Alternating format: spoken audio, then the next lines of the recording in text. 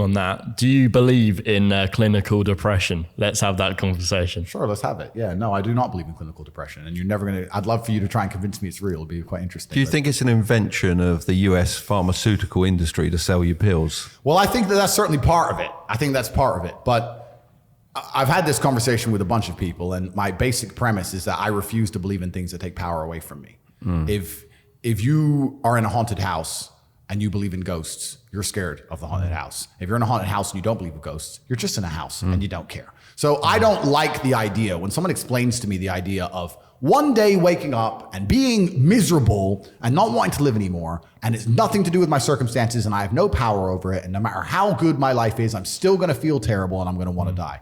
That's not an idea I subscribe to. That's not a reality I'm ever going to want. But that's for a myself. reactive depression, isn't it? You can be reactive depressed for the day, for example, or feeling for a while. Or even chronically. Yeah. Feeling depressed is real. Yeah. Depression as a disease, I do not subscribe to. The idea, I believe, that if you feel depressed, something is depressing you, and you should try your best to fix it. You should take control of your life and do your best to fix it. The idea, but they don't say that. They don't talk that. They say depression like it's this magic thing that comes out the sky and it gets in your brain. You're sad no matter what, and there's nothing you can do about it, and you need to only take pills. And I think that's a very bad way to look at the world, and that's a bad idea to subscribe to. And if you start to feel depressed, let's say your girl leaves you and you start to feel depressed, but you believe in the idea of depression, you're now going to start diagnosing yourself as clinically depressed, self-hypnosing yourself into hypnotizing yourself into being clinically depressed. And it's amazing how you can speak things into existence. I cannot become depressed because I don't believe in it. So how about chemical imbalances in the brain? Bullshit. That's all been disproved anyway. Really? It's all been disproved. Firstly, that's all been disproved. And secondly, even if that was true, even if I had a chemical imbalance in my brain, I do not believe in depression.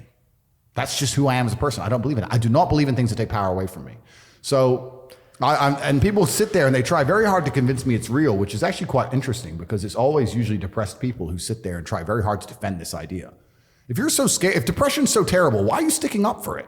Why are you fighting so hard to convince me it's such a powerful force? Why shouldn't you be doing the opposite? Shouldn't you be listening to me? Whose team are you on? Like, do you want to be depressed? Like, it's insanity. These people who are so desperate to push this idea. Then you add in the pharmaceutical element and the fact that everyone's taking these fucking drugs, messing with their brain chemistry.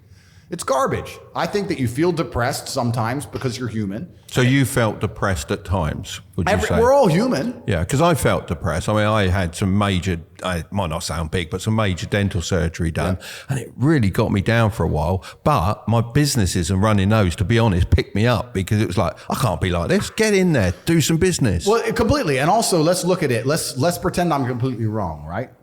We can look at situational depression like you just described. We can talk about brain imbalance and chemical imbalance. We can talk about clinical depression that you get and it's chronic and there's nothing you can do about it, whatever. Let's pretend all these things are completely true. The best option, the best thing to do is still to get up, be an adult, control your emotions, be stoic, and do the things you're supposed to do day after day. Laying in bed and doing nothing is never going to be the best option. The best option is still to go to the gym, to work hard, to run your business, to be successful. So it doesn't matter. We're talking about the different positions on the chessboard. But if the rules of the game remain the same, regardless of the position, you're still trying to win. You still have to do the same things. So does it even matter at this point? If you come along and say he's depressed because of X and he's depressed because of Y and he's depressed because of Z, and the answer to all of them is still the same thing, then I don't give a fuck why you're depressed. All I know, what I will say as a matter of fact, is this world is hyper competitive, especially as a man.